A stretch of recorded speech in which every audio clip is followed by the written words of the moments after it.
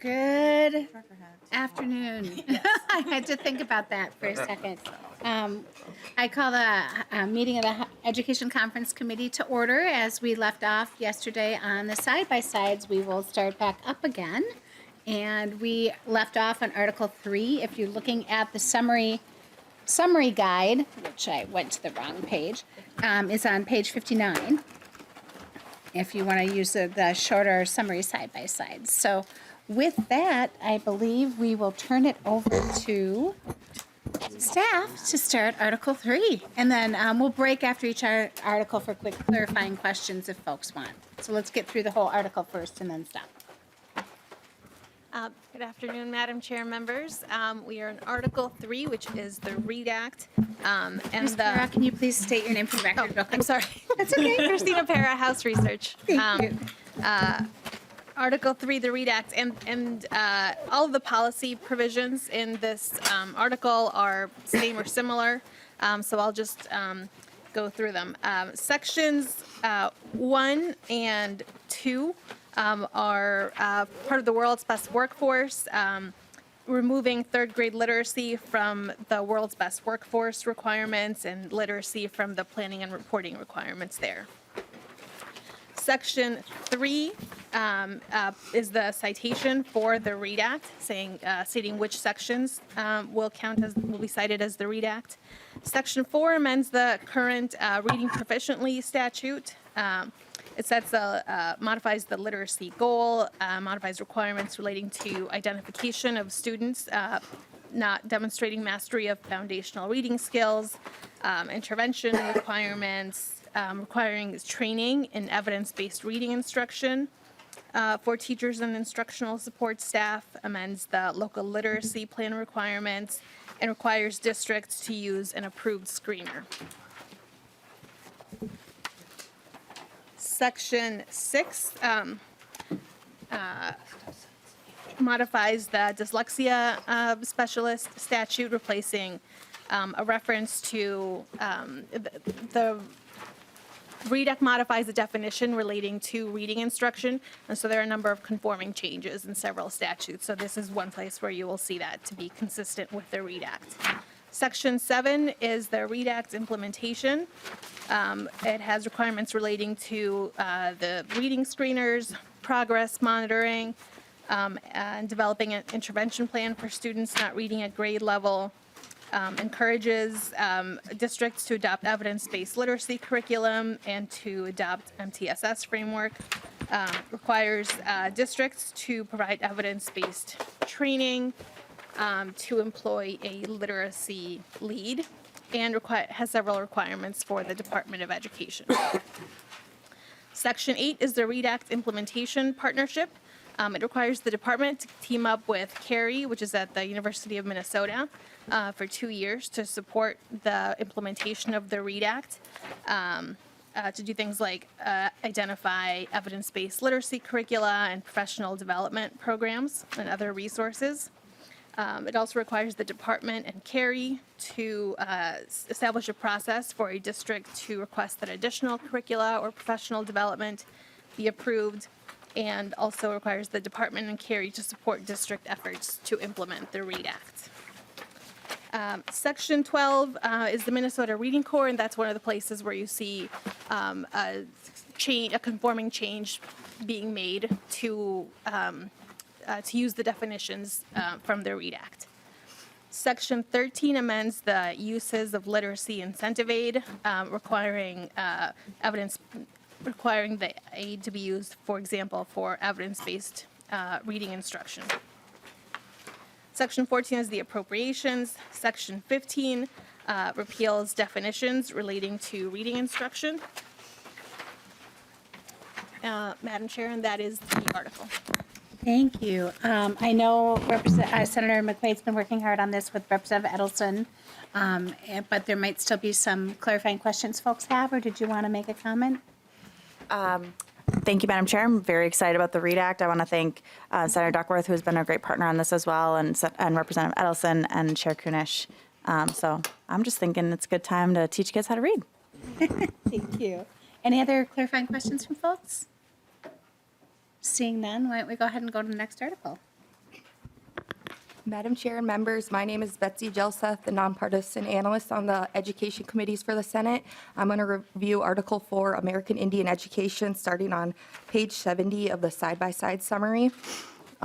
Section 1 of the House file and then Section 1 of the Senate file 1311 allows educational data to be disclosed to tribal nations about tribally enrolled or descendant students. This is very similar to the House. The Senate just refers to Minnesota tribal governments in their definition. Section 2 is a House provision only, and it replaces Columbus Day with Indigenous Peoples Day on a list of holidays that a school district may conduct school. Section 3 of the House bill is the same as Section 2 of the Senate File 1311, and it requires the commissioner to consider advice from representatives from the Tribal Nations Education Committee and Minnesota's Tribal Nations for Academic Standards Revision and Development. Section 4 of the House file and Section 3 of Senate File 1311 relates to revisions and review, and it requires Indigenous education standards that include the contributions of American Indian tribes and communities to be embedded into the state's academic standards and graduation requirements. Page 71, moving on to Section 5 of the House file and Section 4 of Senate File 1311, establishes a requirement for the commissioner's development and implementation of Indigenous education for all, and this is the same, matches up with the House. Section 6 of the House file and Section 5 of the Senate File 1311 prohibits a school district or charter school from adopting a name, symbol, or image of an American Indian tribe, custom, or tradition as a mascot, nickname, logo, letterhead, or team name for the school or for the district or school. The difference is that the Senate does allow for an exception. On page 72 of the summary, Section 7 of the House file is House-only provision, and it establishes an account in the Special Revenue Fund, and this is called the Minnesota Indian Teacher Training Program account. And it allows the grants to be used for up to 60 months, $75,000. Section 8 of the House file is the same as Senate File 1311, Section 6, and it defines the American Indian student, defines the American Indian student. And that's now the new definition instead of the federal definition. Section 9 of the House file is the same as Section 7 of Senate File 1311, and it clarifies that American Indian education programs are designed to support American Indian students. Page 73. Section 10 of the House file is similar to two sections of the, Section 8 of Senate File 1311, and then also this section was included in the first unofficial engrossment of Senate File, or House File 2497, Section 5, and it limits enrollment in American Indian educational programs on a shared time basis to American Indian children, and then again, there's just a slight difference in the language. Section 11 the House file matches up with Section 9 of Senate File 1311, and it modifies the settings where American Indian education programs may be offered daily. Section 12 is similar to Section 10 of Senate File 1311.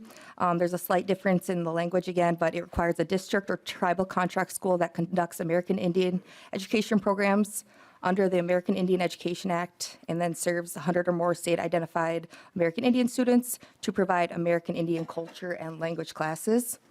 Moving on to page 74 of the summary, Section 13 is the same as Senate File 1311, Section 11, and it requires districts receiving American Indian education aid and tribal contract schools to employ a dedicated American Indian education program coordinator.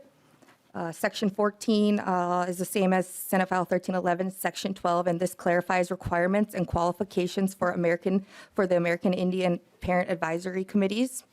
Section 15 is the same as Senate File 1311, Section 13, and this directs the commissioner to use an annual report of American Indian student data that again uses that new state count when they provide technical assistance. Section 16 is the same as Senate File 1311, Section 14, and this modifies the duties of the American Indian Education Director at MDE and directs them to work collaboratively and in conjunction with the tribal liaison, TNEC, the 11 tribal nations throughout the state, the Minnesota Chippewa tribe, and then lastly, the Minnesota Indian Affairs Council. Section 17 is similar to Senate File 1311, Section 15. This requires a district or charter school to allow an American Indian student to wear American Indian regalia, tribal regalia, or objects of cultural significance at graduation ceremonies. The difference there is the House has the immediate effective date. Section 18 is lined up with the first unofficial engrossment of House File 2497, Section 6, and again, a little difference in the language, but this is allowing cooperative units that enroll a minimum of 20 students to receive that American Indian educational aid. And it also allows a school district or tribal contract school that does not use up the whole amount of its tribal contract aid to carry it forward to the next year with some caveats. And then it also requires a state count again to be used to determine whether a district, charter school, or tribal contract school is eligible for American Indian aid. And then moving on to page 76, Section 19 lines up with, again, House File 2497, Section 7, and this is the same for both bodies, and it includes a pupil enrolled in a tribal contract or grant school, and the definition of average daily membership, so they receive the additional money for online learning. Section 20 lines up with Senate File 1311, Section 18, same again, and it allows an American Indian student to carry a medicine pouch containing loose tobacco intended as observance of traditional, spiritual, or cultural practices. And then lastly, we have the appropriation sections. Thank you, members. Senator Kunesh. Thank you, Madam Chair. I'm really super proud of this bill and the efforts that the state is putting forward to address, first of all, the history of our American Indian folks and students and families. It's been a long, hard history for our Indigenous people, and this is going to really make a difference, I believe, to bring our students who have some of the worst learning disparities and graduation rates in line with the rest of the student population. And speaking as a descendant of the Indigenous people, I think this is going to really speak to the sovereignty and the pride and the possibilities for our Indigenous people. So it's a proud day. Thank you. Thank you. Thank you, Chair Kunesh. Any other suggestions? I know they're awful. Any other clarifying questions? Seeing none, we'll move over to the next article. Madam Chair, members, Article 5 on the House side, Article 5 in the bill is the teacher's article. It starts, the summary is on page 76. And Section 1 is similar for each body, lining up with Section 1 from House Senate File 1311, requires a school board to meet and negotiate with the exclusive representative of teachers before adopting an e-learning day. And Madam Chair, members, Anne Marie Lewis, Senate Counsel, on page 77, the Senate File Section 1 of the unofficial engrossment is a grant program for closing educational opportunity grants. Gaps. Sorry. And then, Madam Chair, members, on page 79 of the side-by-side summary is Section 2 of the House file, Section 6 of the Senate file, and it establishes a curriculum policy to prevent discipline of a teacher or principal for incorporating certain contributions of persons in a federally protected class into the curriculum. Section 3 of the House file, Section 5 of the Senate file are the same, and it's provision to increase the teachers of color in Minnesota, and that gets us to page 80. Madam Chair, members, Section 4, the next 20 or so sections are House only. So Section 4 requires a teacher to hold a field license or permission aligned to the content area and scope of the teacher's assignment. Section 5 expands the definition, the sections that the definitions in Section 122 A06 apply to. So the next few ones are all definitions. Section 6 modifies the definition of teacher. Section 7 modifies the definition of field by adding licensure area is a synonymous term. Section 8 modifies the definition of shortage area and how a shortage area is determined. Section 9 strikes examples of teacher preparation programs from the definition. Section 10 adds examples of teacher preparation program providers to the definitions. Section 11 defines a district as a school district or charter school. Section 12 defines a transfer pathway as an established pathway to licensure between a two-year college or tribal college and board-approved preparation provider. Section 13 requires PELSB to approve teacher preparation providers. Section 14 modifies the register of licensed teachers that PELSB must maintain and requires the list to be available on the board's website. Section 15 adds sections, it modifies the list of sections that PELSB is authorized to adopt rules for. Section 16 expands the types of teacher preparation programs PELSB must encourage to develop alternative pathways. Section 17 modifies the PELSB report on teacher preparation providers. Section 18 modifies the PELSB report to the legislature regarding teacher candidates. Section 19 modifies the sections to which the definition of teacher for purposes of licensure applies. Section 20 makes technical changes. Section 21 corrects a statutory reference relating to support personnel qualifications. Section 22 limits the licensure via portfolio process to initial Tier 3 licenses or to add a licensure field to a Tier 3 or 4 license. Section 23 requires PELSB to collect data on educators' employment and assignments from all districts and charter schools, and allows the report to include data on educators' demographics and licensure. Going on to page 84 of the summary, Section 24 requires an application to be submitted, an application for a Tier 1 license to be submitted jointly by an applicant and district, and has requirements about how it's to be paid for. Section 25 makes a technical change to the Tier 1 license statute. Section 26 expands the list of applicants exempt from a requirement to hold a bachelor's degree for a Tier 1 license to include persons teaching world languages and culture and the performing or visual arts. And it requires PELSB to adopt rules. Section 27 strikes a provision allowing PELSB to submit written comments to a district or charter school that requests a Tier 1 license renewal. Section 28 allows PELSB to review applications for a Tier 1 license before July 1 and removes the 30-day deadline for issuing or denying the license. Section 29 on the House side matches up with Section 8 of Senate File 1311. Those are the same, allowing a Tier 1 teacher to be part of the teacher bargaining unit. The next four sections are House only. Section 30, and they all amend the Tier 2 teacher's license. So Section 30 requires applications to be submitted jointly by the applicant and district, and strikes the coursework requirement, replacing it with a requirement that an applicant complete a state-approved teacher preparation program.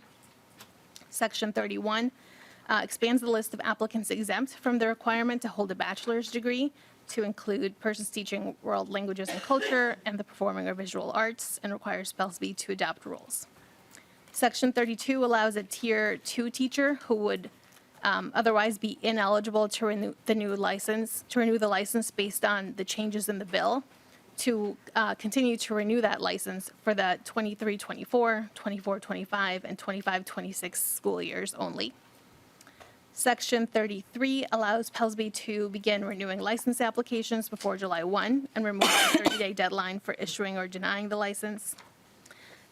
Section 34 on the House side matches up with Section 2 of Senate File 2497. They are similar. You strike a provision allowing a candidate to obtain a Tier 3 license without a bachelor's degree, and that's recodified in a separate section. It also requires Pellsby to issue a Tier 3 license to a candidate who either completed a teacher prep program for specific institutions or completed a university teacher preparation program in another country and has taught at least 2 years, as long as the student teaching is comparable to Minnesota requirements. The next 3 sections are House-only sections, amending Tier 3 licenses. Section 35 eliminates the pathway to Tier 3 license for Tier 2 teachers who have taught for 3 years and have a summative evaluation that didn't place them on an improvement process. Section 36 expands the list of applicants exempt from the requirement to hold a bachelor's degree to include persons teaching world languages and culture and the performing or visual arts, and requires Pellsby to adopt rules. Section 37 is legacy language, allowing a candidate with a Tier 2 license to obtain a Tier 3 license via that pathway that's eliminated until December 31, 2026. Section 38 on the House side is different from the Senate section, so I'll just describe the House section. It requires an applicant for a Tier 4 license to have a field-specific teaching experience from any state rather than only Minnesota, and complete Tier 4 renewal requirements if the applicant previously held a Tier 3 license. And it strikes the requirement that the candidate's most recent summative evaluation not have placed the candidate on an improvement process. Madam Chair and members, the Senate Section 3 allows a teacher to get a Tier 4 license if they have at least 3 years of teaching experience in Minnesota or another state to qualify for the license. And then, Madam Chair, members, page 87, Section 39 of the House file and Section 4 of the Senate file relates to testing is for teacher licensure requirements, and both bills do strike the requirement for the basic skills examination for teachers. And then there are some differences, but the Senate file requires a Tier 3 or 4 licensure candidate to have a pedagogical knowledge exam and the field-specific content exam if they have been not completed a board-approved teacher prep program.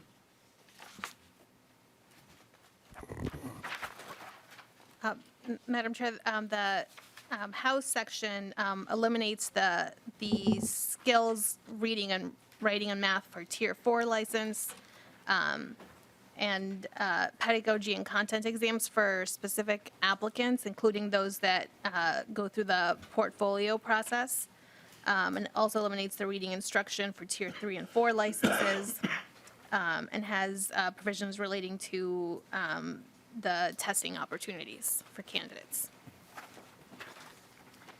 The next 4 sections are House only. So on page 88 of the summary, Section 40 strikes the requirement that Pellsby-approved teacher preparation programs provide students remedial assistance if they don't pass the exam. There's similar language in the previous section. Section 41 strikes the requirement that Pellsby require satisfactory evidence of teaching or administrative experience to renew a license. Also strikes the requirement that Pellsby establish requirements for renewing a coach license. Section 42 requires Pellsby to adopt rules that require all licensed teachers to have professional development in the cultural heritage and contemporary contributions of American Indians to renew their licenses. Section 43 expands the organizations that can have teacher preparation programs.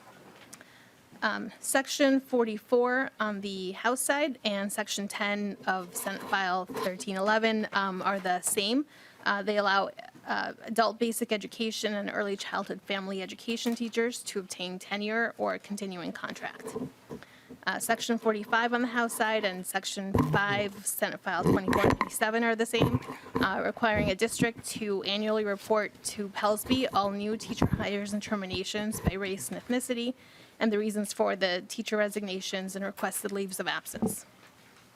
Section 46 on the House side matches up to Senate File 2497, Section 6, and Senate File 1311, Section 11. They both reduce so both bodies combining those sections reduce the number of days of teaching service a probationary teacher must complete during the probationary period from 120 days to 90 days. And they modifies the probationary period for a teacher who was taught for 3 consecutive years in a single district or charter school in Minnesota. This is the continuing contract statute, so that'll appear in a few sections for the teacher tenure section. So you'll hear that again in just a minute. Section 47 is the same for both bodies. It's Section 12, but Senate File 1311, modifying the teacher development and evaluation and coaching subdivision for teachers, requiring a rubric of performance standards for teacher practice based on professional teaching standards established in rule.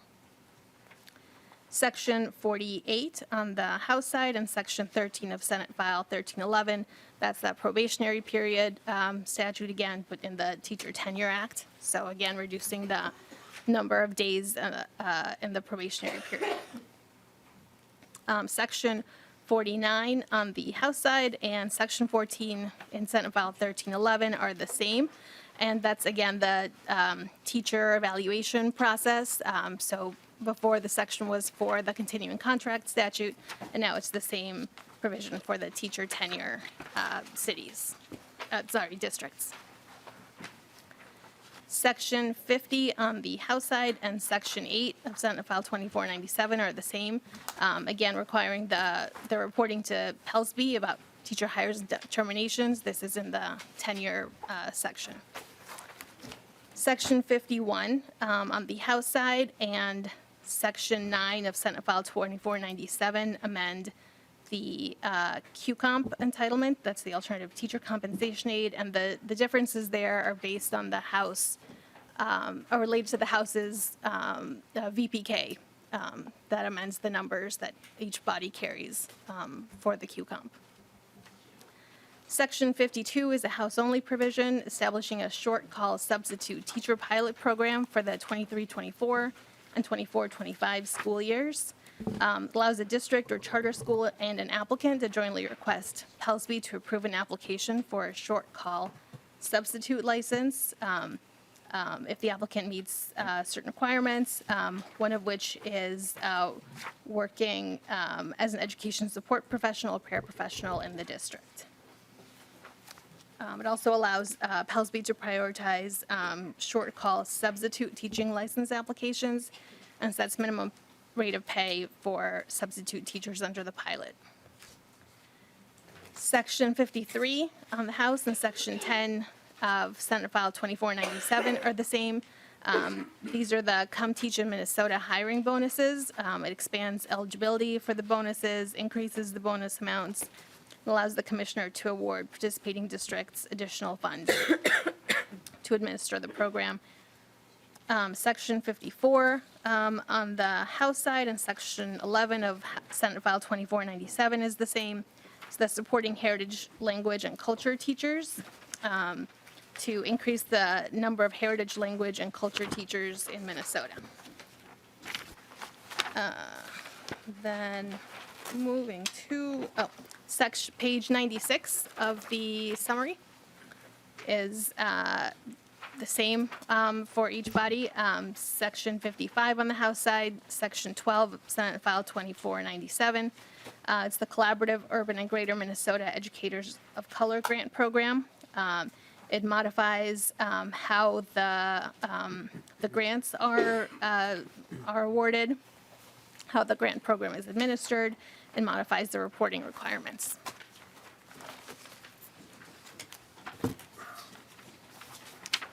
Going to page 100 of the summary.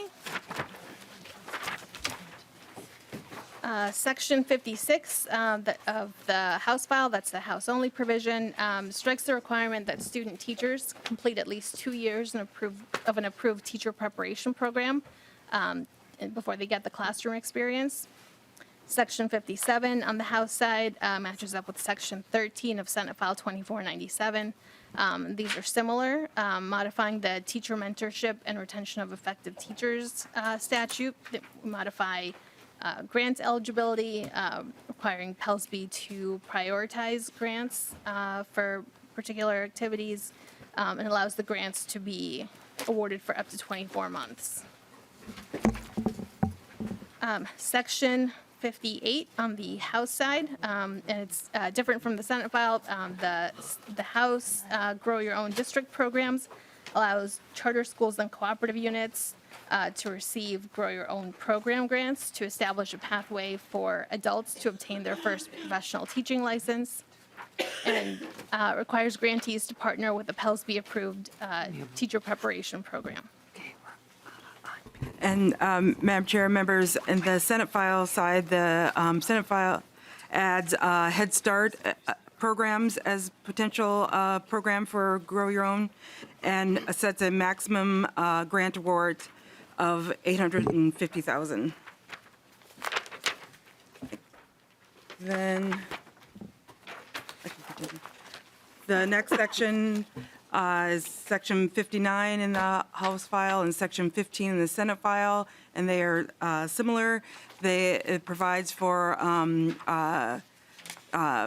grants for programs for serving secondary school students in the from the Teachers of Color bill.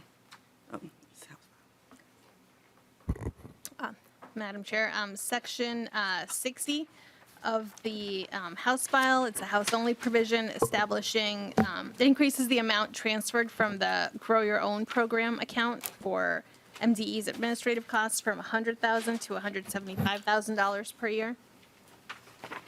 Section 61 on the House side, it's a House-only provision establishing a special education teacher pipeline program, providing grants to school districts, charter schools, or cooperative units that partner with a teacher preparation program.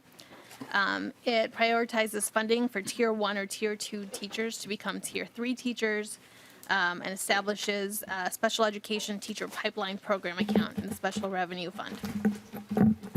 Section 62 on the House side and Section 16 of Senate File 2497 are the same, modifying the principal annual evaluation process. Section, I should note that's the Senate file, Senate carries the provision in both the policy and finance bills, but it's the same changes. Section 63, on the House side is student support personnel aid, and Section 17 of Senate File 2497. They're similar. They both create a new ongoing state aid program to help fund additional school support personnel. They define school support personnel, establish the aid for each district or charter school, and require a report. Section 64. On the House side, it's a House-only provision. It modifies the definition of teacher for purposes of PELRA, the Public Employment Labor Relations Act, which determines what individuals can be in the teacher bargaining unit. It includes in the definition of teacher a person creating and delivering instruction to children in a pre-kindergarten or early learning program, but allows the teachers to stay in a different bargaining unit certified before January 1, 2023, with some exceptions. Section 65 also modifies PELRA. It requires collective bargaining for school employees to include class sizes, student testing, and student-to-personnel ratios. And that's a House-only provision. Section 65 is the appropriations. Section 66 is appropriations, also 67. And then 68 is a revisor instruction on the House, it's a House-only provision, instructing the revisor to substitute the term applicant or applicants for candidates in the statutes relating to teacher licensure. Section 69 is a House-only section. It's a repealer. It repeals obsolete language on first appointments to PELSB. language relating to school district reports to PELSB and BOSA, which is the Board of School Administrators. Also, subdivision on temporary military licenses, Tier 2 coursework requirements, and a rule on teacher licensing exams. Madam Chair, that's the article. Thank you. Folks, clarifying questions? Great.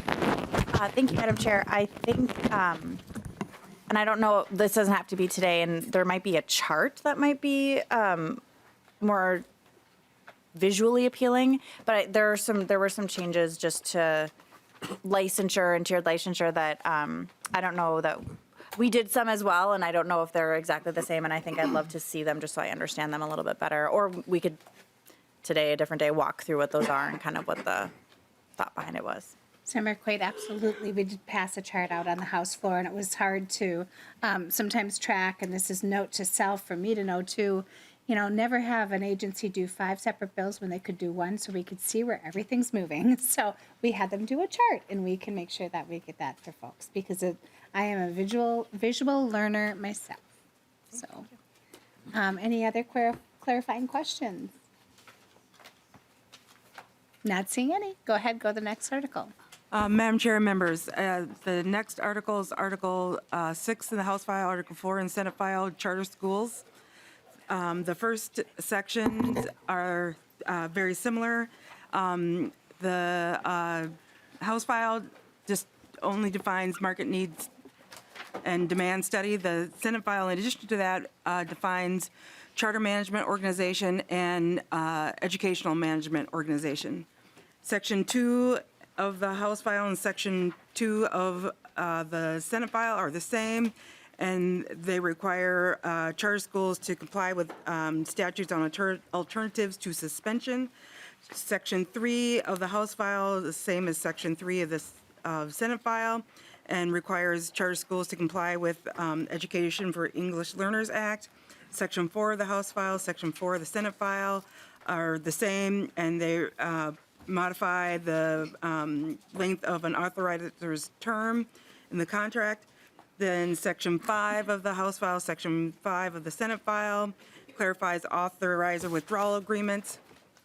Section 6 of the House file is a bit different than the Senate file, Section 6 of the Senate file. And the section on the Senate side requires a charter school developer's application to the authorizer for approval to establish a charter school to include a market need and demand study. Madam Chair, members, the House section in the House file in addition strikes the requirement that a charter school submit the statement of assurances of legal compliance. Then, Madam Chair, members, Section 7 of the House file is the same as Section 7 of the Senate file, and it requires the authorizer's affidavit that's filed with the Commissioner to include the market need and demand study. Section 8 of the House file, Section 8 of the Senate file requires authorizer approving an application to add grades or enrollment sites to include the market need and demand study. Section 9 of the House file is the same as Section 9 of the Senate file, and it requires a statement of the specific school's admission policies and procedures in the charter contract. Section 10 of the House file, Section 10 of the Senate file are similar. They require the charter school admission to be free to a state resident and give enrollment preference to Minnesota residents, over out-of-state residents. And there's also additional provisions over charter schools that have pre-kindergarten programs and for the students to apply into the kindergarten program. Section 11 of the House file is the same as Section 11 of the Senate file, and it corrects the definition of teachers to indicate that they are either directly employed by the school or under contract with the cooperative. Section 12 of the House file is the same as Section 12 of the Senate file, and it is relating to lease space and requires the charters to lease from the owner of the space instead of subleasing the space. Section 13 of the House file is the same as Section 13 of the Senate file, and it prohibits an affiliated building corporation from supporting more than one charter school.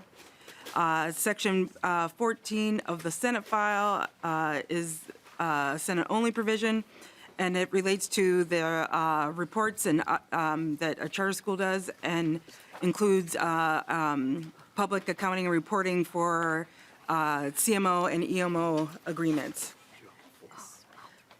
Then getting to page 113 of the comparison summary is the last section of this article, section 14 of the House file and section 15 of the Senate file, and it strikes an obsolete reference to Chapter 308A. And Madam Chair and members, that's the end of Article 6 of Charter Schools. Members, any clarifying questions on Article 6? Seeing none, go ahead and go to Article 7. Madam Chair, members, Tim Strom from House Research. Article 7 is the special education article. There are a number of provisions in the bill that both the House and Senate do that increase the age of service for students with a disability to 22 years of age. So you'll see the language of Section 1, both the House and Senate bill repeated in a number of places in this article. Madam Chair and members, Section 1 from Senate File 1311 is a Senate provision only, and it requires an early childhood developmental screening to include developmental assessments, which could include virtual developmental screening for families who make the request based on their immunocompromised health status or health conditions. Section 2 of the House file aligns with Section 2 of the Senate, and it's the same, and it updates the definition of a pupil to include a student with a disability under 22 years of age who has not yet received a high school diploma. Section 3 of the House file is the same as Section 3 of the Senate file, and this adds a certified deaf interpreter to the allowed types of certifications required for a person employed by a school district to provide American Sign Language or English interpreting or sign transliterating services. And then it also makes employees who meet the requirements for an American Sign Language or English interpreter essential personnel, and this is for special education aid purposes. Section 4 of the House file is, Mr. Strom, I don't know if you want to talk about your side, but I can talk about the Section 8 of the Senate side. And this requires a school district to give a paraprofessional paid time or time during the school day to review a student's IEP or to be briefed on a student's specific needs. And the Senate does not include the due process revenue that the House includes. Madam Chair, members, on the House side on Section 4, this is a new aid program proposed for due process time for special education teachers. There's a default of 43.75 hours of paid time for providing those special education teachers with time to work on the paperwork. There's a series of processes set up to negotiate other types of uses of that money. And then there's a funding formula to pay for those services that starts at $29 per adjusted pupil unit, and then in the next year drops to $16.25 per pupil unit. And there's also a component for the cooperatives and intermediate school districts on the funding side. Section 5 of the House bill and 4 of the Senate bill are the same for pupil transportation. Currently, in the special education pupil transportation, any transport of homeless students is incorporated in that. This would include the governor's recommendation that foster care transportation be included in the same manner. Sections 6, 7, and 8 all have to do with a 22-year-old birthday. Section 9 of the House bill is similar to Section 17 of the Senate file, and this has to do with the standards for restrictive procedures. Perhaps Ms. Yelseth would like to speak to the Senate side. One of the primary differences is the date. The House currently has the date of December 31st, 2024 for the prohibition of seclusion for children who are ages birth through grade 3. And the House includes commissioner recommendations, while the Senate bill does not Section 10 of the House Bill, Section 6 of the Senate Bill allows parent or student with a disability who is not yet enrolled in a kindergarten program and not open enrolled in a non-resident district. They're allowed to elect a school in the non-resident district, and this is similar, but the House has a little bit more limitation on some of the choices. Moving on to page 118 of the side-by-side summary, Section 11 is the same, or Section 11 of the House bill is the same as Section 2 of the Senate bill, and this relates to a placement of a student in a district, and it allows the district of residence or non-resident district for a child with a disability temporarily placed in another district for care and treatment to utilize a state-approved online learning program to fill their educational program responsibility if the child's parent or guardian agree to this. Section 12 of the House file is the same as Section 3 of the Senate file, and this is a little bit similar. It allows the district or residence or non-resident district for a child without a disability who has a short-term or temporarily physical or emotional illness or disability and who is temporarily placed for care and treatment to utilize a state-approved online learning program, again, to fulfill their educational program responsibilities, again, if the child's parent or guardian approve.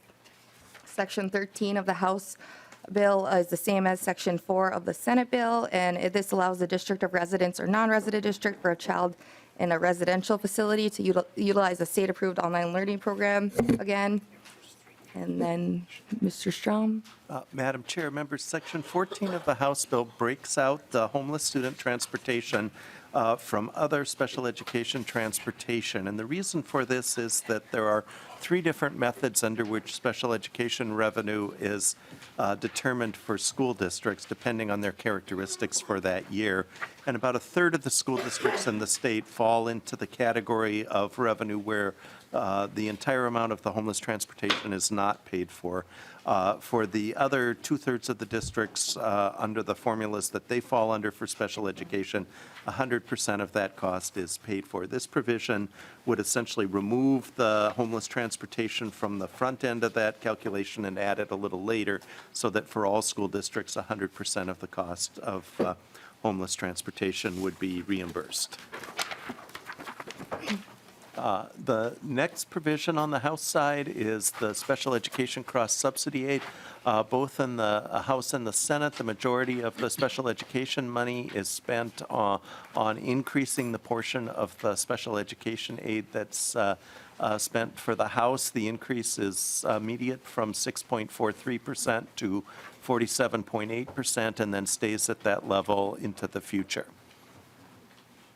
And then the Senate, the main difference here is the bill also increases the special education cross-subsidy aid factor, but in fiscal year 24, the bill increases it to 40%, fiscal year 25, 47.3%, and then again increases it up to 60% for fiscal year 26 and later. Madam Chair, members, Section 16 is the new aid calculation for the homeless transportation as a separate component of the special education formulas. Section 17 of the House and 10 of the Senate are the same and create a new ongoing state aid for certain special education programs that are offered by cooperative units, particularly the intermediate school districts. That aid amount is specified in the statute each year, and that would be a permanent and ongoing appropriation. The next provision is the same in both bills, and this has to do with third-party reimbursement, Sections 18 of the House and 11 of the Senate. Under current law, some services that school districts provide that are health-related are eligible for third-party reimbursement through the state's medical assistance program. The category of social work is one where only a very limited number of services are currently eligible for reimbursement. This provision, that's the same in both bills, would expand the number of social work services that qualify for third-party reimbursement. Let's see. And Madam Chair, members, that brings us to section 19 on page 122 of the summary. This is the specific learning disability category. Minnesota's disabilities are categorized by rule into each of 13 different categories, and one of those categories is the specific learning disability category. This provision sets in motion the process for the commissioner to amend the rule to establish a work group to advise the commissioner and to provide technical assistance in a process to get to a new definition for this category of students who may have this, who may currently fit under this rule for a specific learning disability.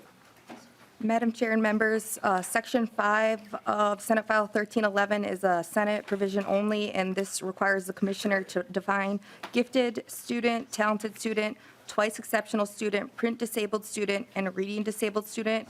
It also requires the commissioner to determine what qualifies a student in each category for special education services, and then also requires the commissioner to report the definitions by February 15th, 2024 to the legislature. And then Section 20 is the appropriations, and those are different amounts. Great. Are there any clarifying questions on that article? Seeing none, go ahead and go to the next one.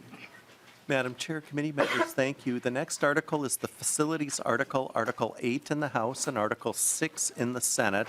A number of the House provisions amend individual subdivisions of the long-term facilities maintenance revenue program, primarily to remove obsolete language. These includes on page 123 of the section of the summary, sections 1, 2, 4, 5, 6, and 7.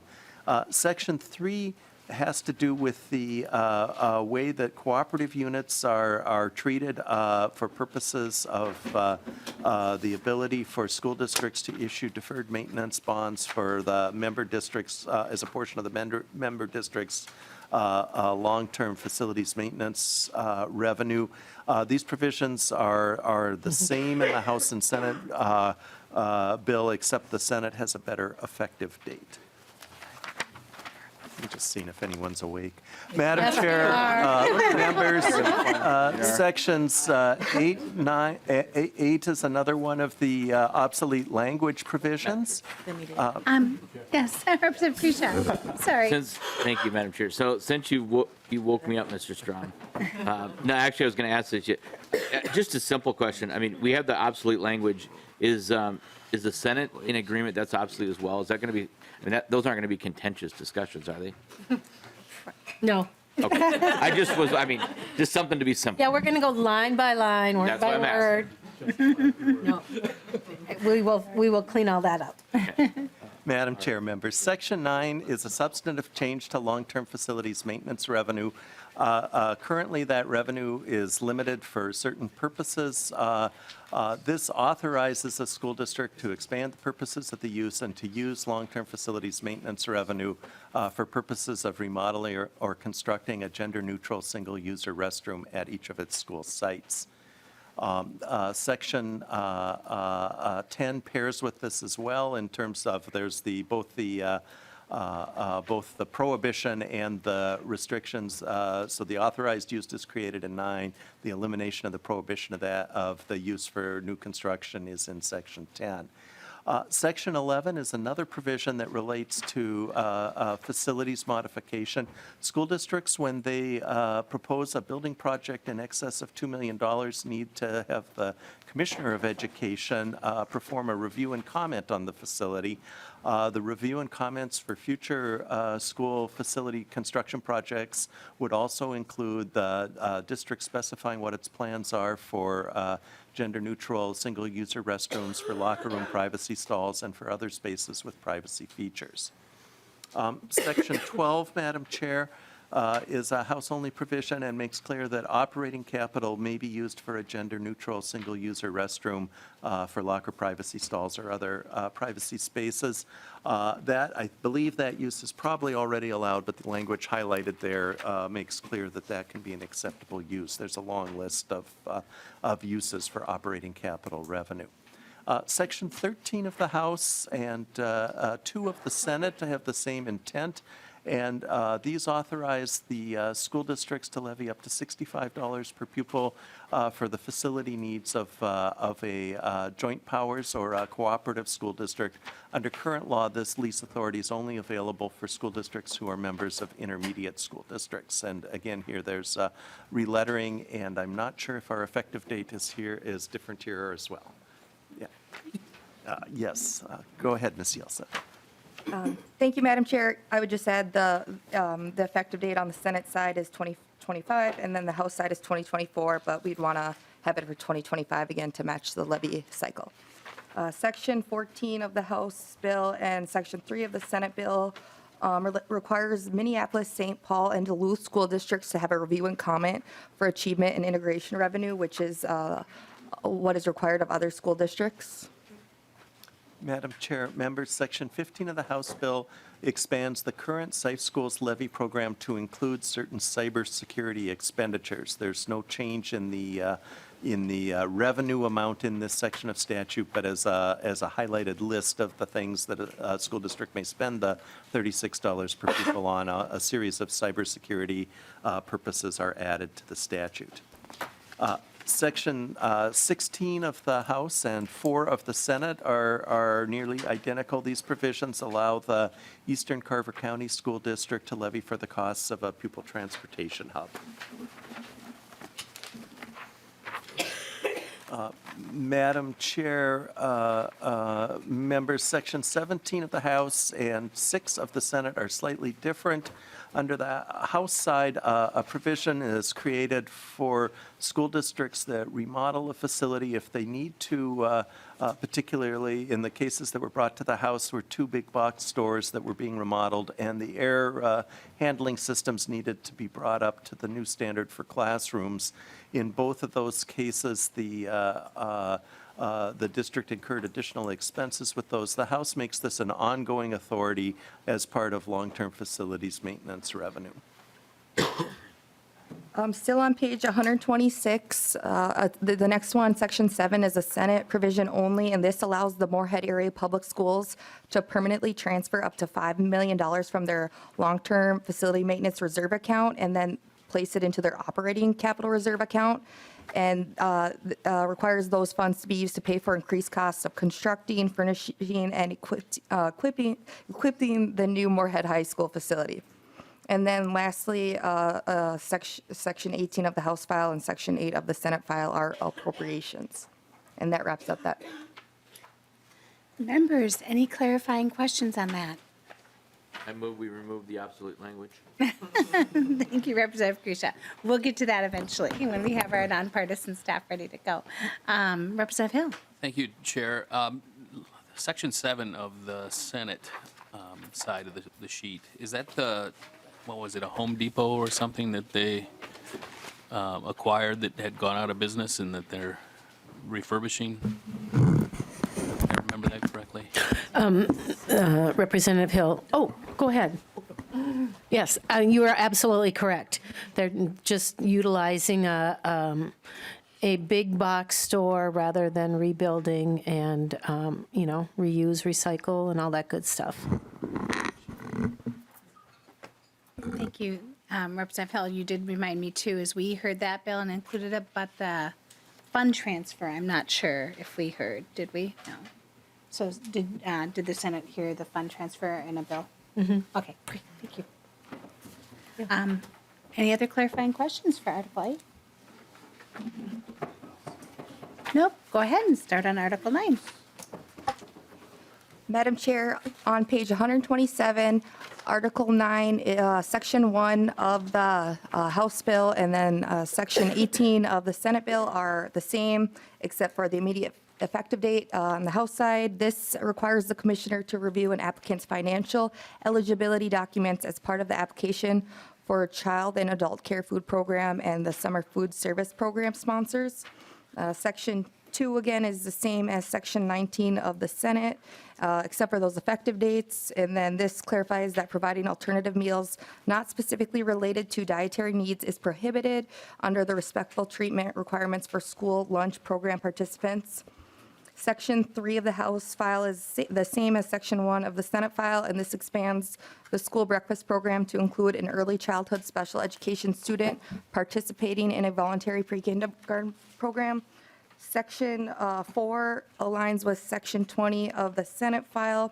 There's a little bit different languages, but the same intent is there. And again, the House has the immediate effective date, and this relates to the summer food service program, again, makes some technical amendment changes, and then limits how often legally distinct child and adult food care and summer food service program sponsors sites can transfer sponsoring organizations to once a year. And then, I'm trying to see, okay, that's Section 5 of the House bill, and then Section 2 of the Senate bill is the same intent. The Senate just adds the word public in the head note up top. And this states that a school library or media center provides equitable and free access to students, teachers, and administrators. And then it also lists some required characteristics that the library or media center must include. Section 6 is the same as Section 9 of the Senate file, and this substitutes resident for citizen regarding the responsibility of the state to provide library services. Section 7 of the House file is the same as Section 10 of the Senate file, and this makes a technical change to the name of the National Library Service for the Blind and Print Disabled, and this aligns with the federal change. Section 8 of the House file is the same as Section 11 of the Senate file, and this substitutes multilingual learners for Spanish-speaking. And then in the list of examples of innovative and experimental library programs, page 130 on the summary, side by side, Section 9 is the same from the House bill as Section 12 of the Senate bill. And then this requires the regional library basic system support aid recipients to comply with reduced maintenance of effort requirements. Then the next section is a Senate-only provision. And then just to point out, the next 4 sections are related to the basic regional library system. So Section 3 of the Senate side on page 130, beginning in fiscal year 2026, it increases the basic system support aid by 1 plus the % increase in the basic formula allowance from the previous year to the current year. The Section 10 of the House file aligns and is the same with Section 4 of the Senate file. This increases the basic aid distribution from 5% to 15% of the available funds being paid to each system. And this is considered their base aid for basic system services. Still on the basic regional library system, Section 11 of the House file is the same as Section 5 of the Senate file, and it reduces the adjusted net tax capacity per capita distribution from 25% to 15%, and then makes another technical change with when they should use the tax capacity calculation, which year, prior year, and then also some additional technical corrections. Page 131 is the same for House File Section 12 and Senate File Section 6, and it amends the regional public library's population calculation to use the most recent estimate available at the time that those aids are calculated. Section 7 on the Senate side is a Senate provision only, and this creates a school library aid funding stream for school districts and charter schools, and this is equal to $15 times the adjusted pupil units for the school, or 50,000. And then it also requires that school library aid that districts and charter schools receive to be reserved and used for specific listed purposes. And then lastly, it requires a school library to that is located within a school to restrict student access to materials, and which is the same under Section 125B.15. Section 13 of the House bill is similar to Section 8 of the Senate bill. There are different amounts, and this is related to the adjusting the school lunch appropriation to account for the extension of the voluntary pre-kindergarten and school readiness plus. And just as a reminder, there's different amounts on that, so that's why those appropriation amounts are different. Section 14 of the House file is, again, similar to Section 9 of the Senate file, and it's, again, adjusting those school breakfast appropriation amounts to account for the extension of the BPK and school readiness plus seats. And Section 15 is the appropriation section. Oh, and then moving on to page 132, section 16 of the House file is the same as section 30 of the Senate file. And this is a revisor instruction that instructs the revisor to replace free lunch, reduced price, I guess, sorry, I'm not going to read all those, but clarifying, cleaning up some of that language. Thank you to the revisor. Thank you. Any clarifying questions on this article? Oh, Representative Kunesh.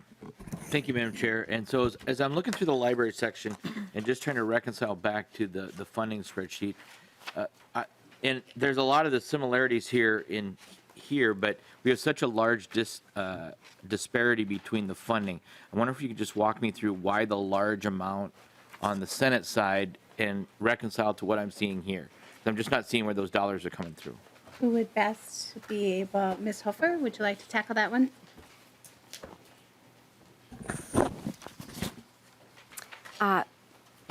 Madam Chair and committee members, yes, thank you. Give me just one moment to find my place on the spreadsheet here. Line 161, that area, 153 to 162.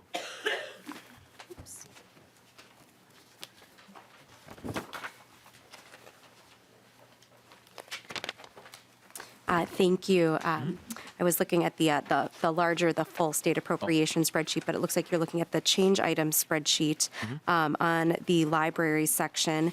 And as Ms. Jelseth was walking through the bill here, Section 7, the school library aid, is the primary difference in the appropriations here. And as Ms. Jelseth described, that would provide $15 per adjusted pupil unit, or the greater of $50,000 to school districts and charter schools for school library services. And on the spreadsheet, on the change item spreadsheet, line 157, you can see for the current biennium, that would be $59.3 million, and in the second biennium, that would be $62.4 million. Representative Kunesh, follow-up. And I'm sorry, can you just you said $15, can you walk me through those numbers again? You said $15 per, I just wanted to write them down. You were a little faster than me. Ms. Yes, Hofer. Madam Chair and committee members, I would actually direct you to the language in the side-by-sides where you can find those as well. That's on page R7 of the A9. On the Senate side, it's on page 127. It states that school library aid for a district or charter school equals $15 times the district's adjusted pupil units, or $50,000, whichever is greater.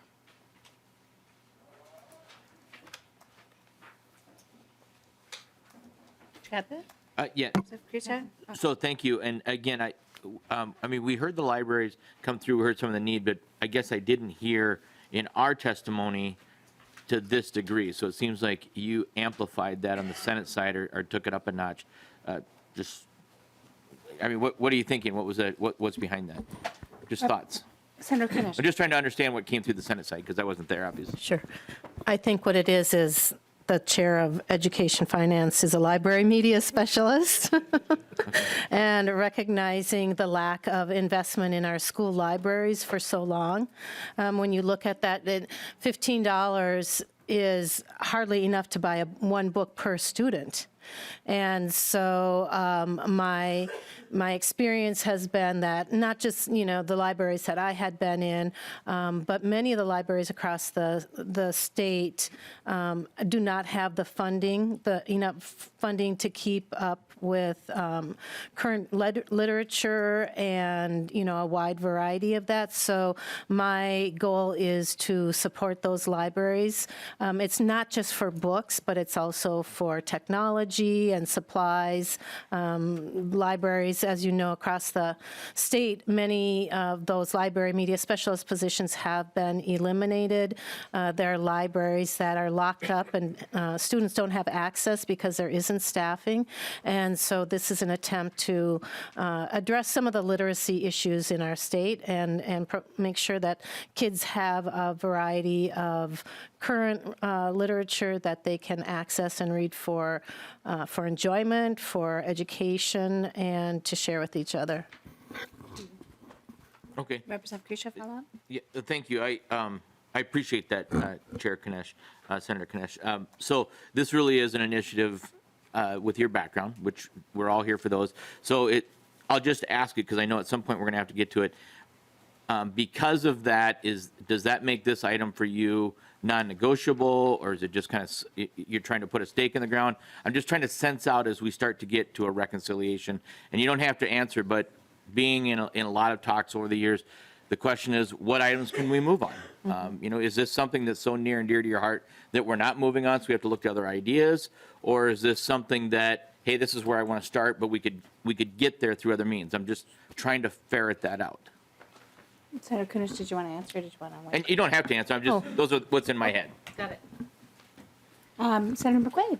Thank you, Madam Chair. And just, I can't respond for Chair Kunesh on whether it's a immovable or just a stake in the ground, but one of the things I can speak to is that working on the READ Act and, whether it's $40 million, $70 million, $100 million that we're putting towards making sure that students can read, we want to make sure that there's people there who can then shepherd them towards things to read, right? And so, they're in classrooms and they're learning with their teachers and they have books there. But I know for me, I was a voracious and still am a voracious reader.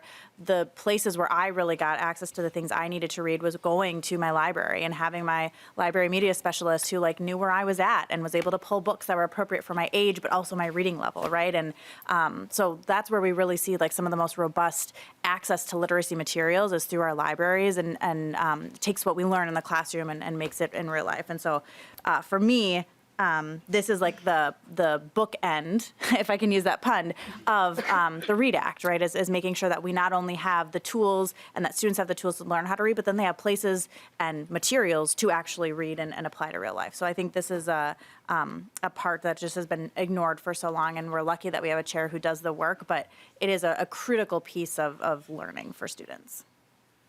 Thank you. Any other clarifying questions or comments?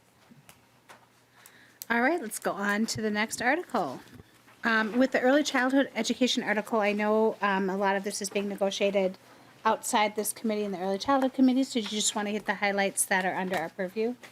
Thank you, Madam Chair and members. That sounds great. Page 132 of the summary. So Article 10 is the early childhood education. So if you see the no comparable provision also in House File 2292, that is being negotiated in the early education omnibus. So we're going to skip to page 133. Section 1 of the House bill matches up. Well, there's different, but it aligns with Section 3 of the Senate bill, and this makes permanent additional seats in voluntary pre-kindergarten and school readiness plus program. So the Senate makes permanent those 4,000 seats, and then the big difference here is that for fiscal year 2025 and later, the House adds an additional 5,200 seats on top of that. So their total seat count for voluntary pre-kindergarten and school readiness plus is 12,360. Then we get to page 134 at the bottom there. Our Section 2 of the House bill is the same as Section 6 of the Senate bill, and this calculates the pupil unit of a kindergarten student with a disability the same as a kindergarten student without a disability. Section 3 of the House, I'm going to defer to the House on their section. Madam Chair, members, Section 3 on the House just conforms the calculation of the compensatory revenue pupil units to reflect the extension of the VPK School Readiness Plus program participants. Section 4 of both the House and the Senate are the same, eliminating the one-year adjustment to declining enrollment revenue that would occur should the 4,000 VPK SRP seats expire at the end of this year. And lastly, the appropriations are on the tracking sheet on the Senate side that correspond to those in the separate Senate file or separate House file. And for the House, the costs are entirely within the VPK program, so those are carried on the House spreadsheet in the offsets against general education and those kinds of places for VPK. And is that way with this article? Got it. Any clarifying questions on that? And just a reminder, I think there is a levy interaction with that as well. Is that right, Ms. Beckel and Mr. Strom?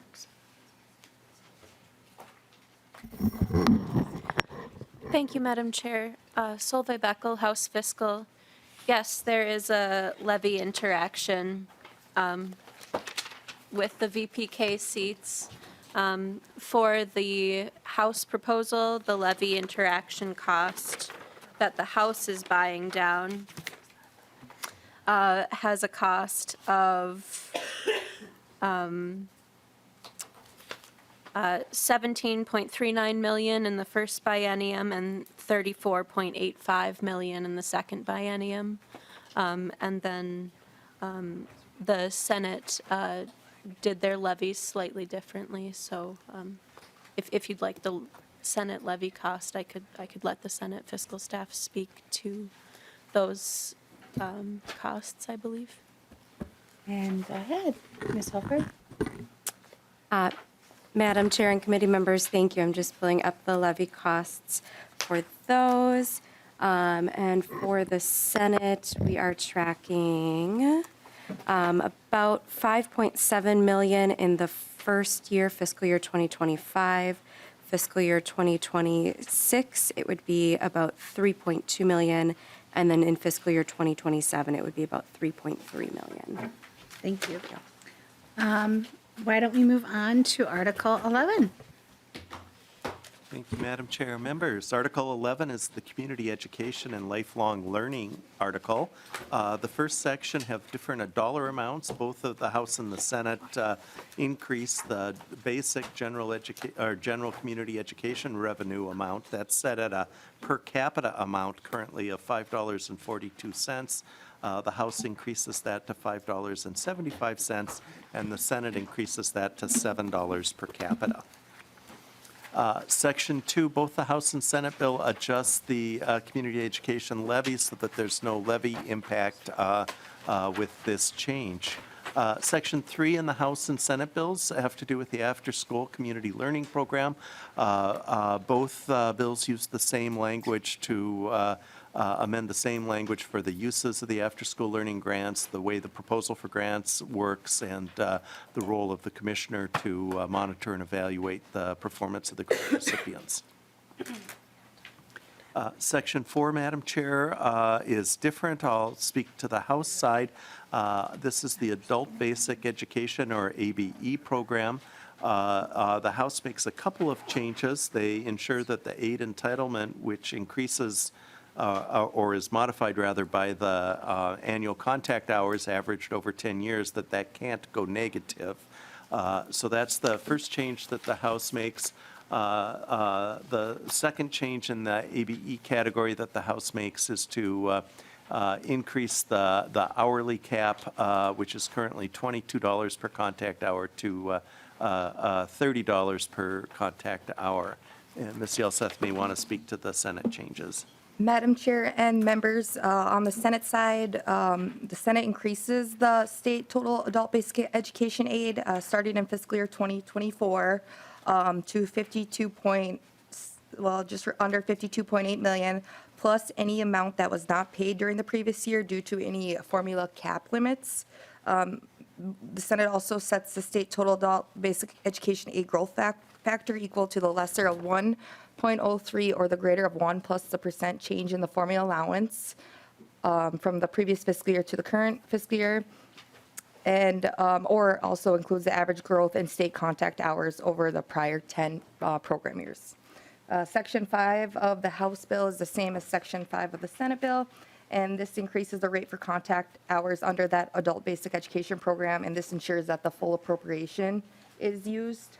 Section 6 of the House bill aligns and is the same as Section 6 of the Senate bill, and it extends the requirement that the commissioner cover high school equivalency test costs until 2027, as long as there is funds for this.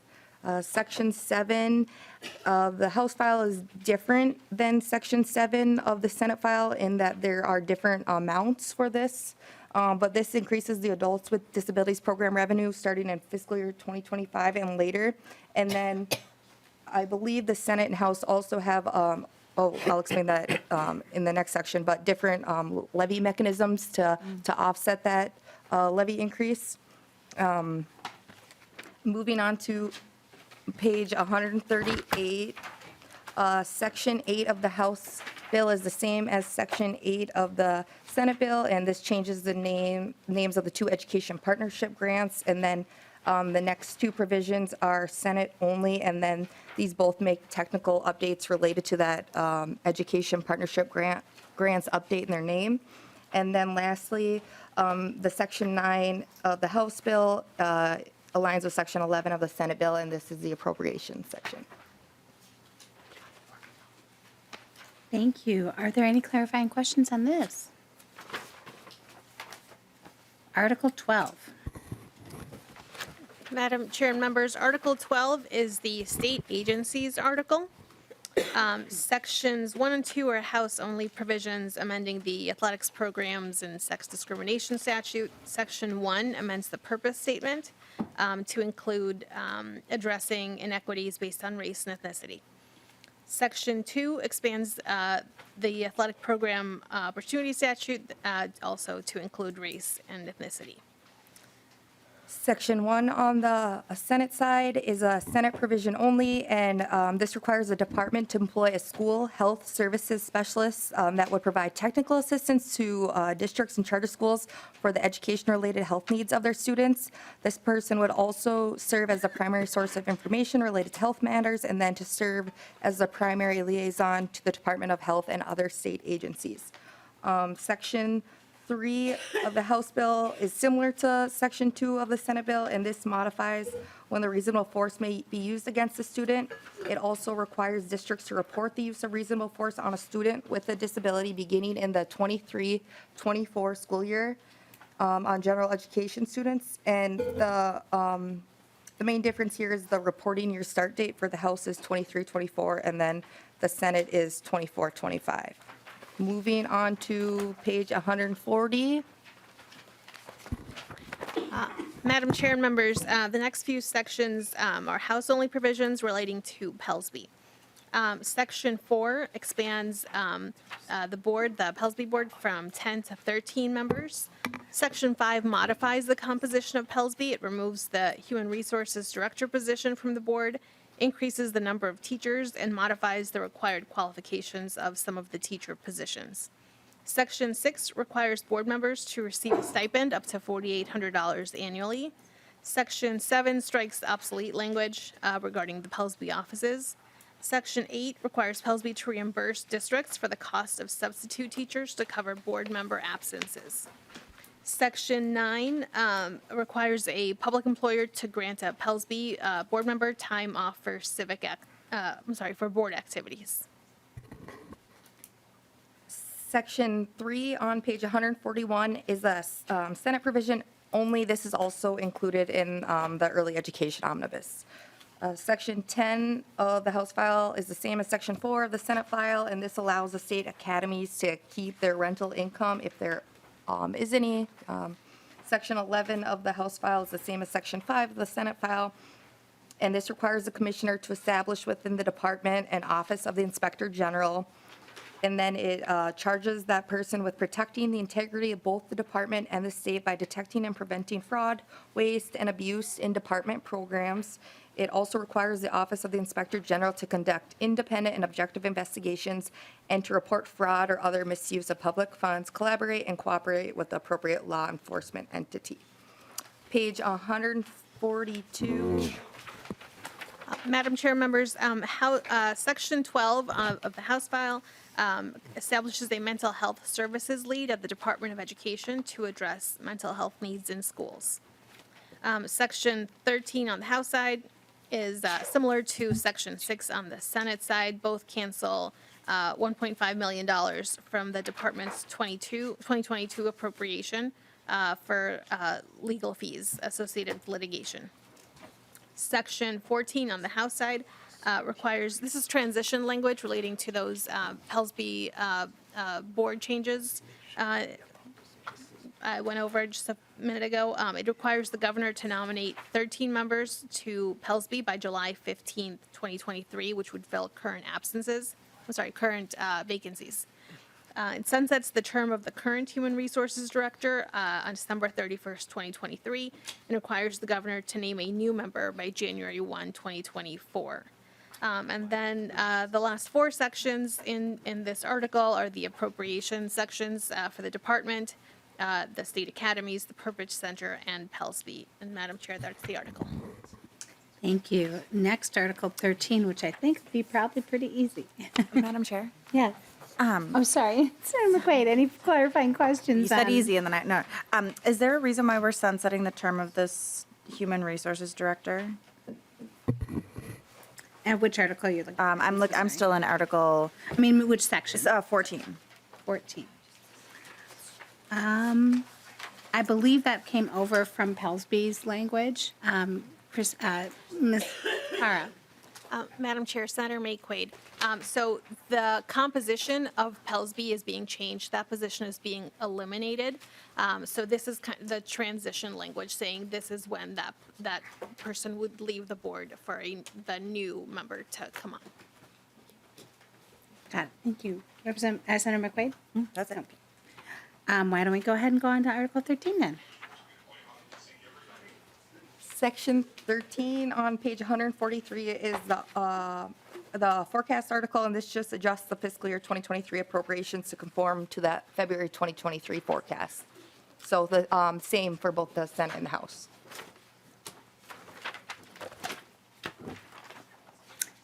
And that was fast. All right. Any clarifying questions on the forecast article? I think it actually took maybe that much time in committee as well.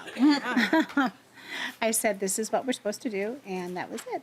So no clarifying questions on that? We might as well go to House File, Article 14. Madam Chair, members, House File 2497 and Article 14 is language related to grants management. This language establishes a uniform grants management process for entities to follow. This language was added to nearly all the House appropriations bills as they came through the House Ways and Means Committee. It puts limitations on the agency's ability to award grant. It requires grant recipients to submit financial information to the agency in the form and manner demonstrated by the agency, allows the agency to not award grants if the forms aren't in order, and also requires reporting back to the legislature if the Department of Education were to not award any of the grants named in statute. And then on the Senate side, that matches up with Section 8 on page 145. I guess the language might be a little different, but again, that was just added at the end here. And the only other section on grant authority on the Senate side is that Section 7 on page R1, and this allows the commissioner to transfer funding for grant administration and monitoring within the department as the commissioner determines necessary, and then also allows the commissioner to retain up to 4% of the amounts appropriated for grants for the purpose of grant administration. And that wraps up Article 14. All right. Members, that went a lot quicker than I thought. So why don't we open it up for some questions or comments? And then what the chair and I were thinking is maybe what time are we looking at tomorrow? Did you say 1:30, I think?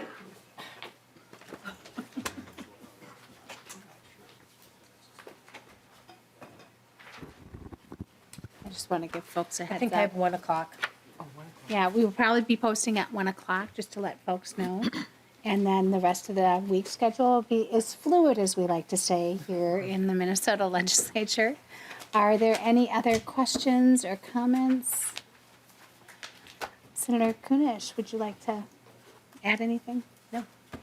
I'm just really proud of this bill or this side by side, these two bills that we've put together. I think you'll see that it's far-reaching. It's really focused on the students and the classroom, where I think we need to refocus everything on. And very excited to go through this in more detail and get down to a final bill. And so thank you all for being patient and listening very carefully, asking good questions, and be sure to let us know if there are other questions or issues that you all want to address as we go forward.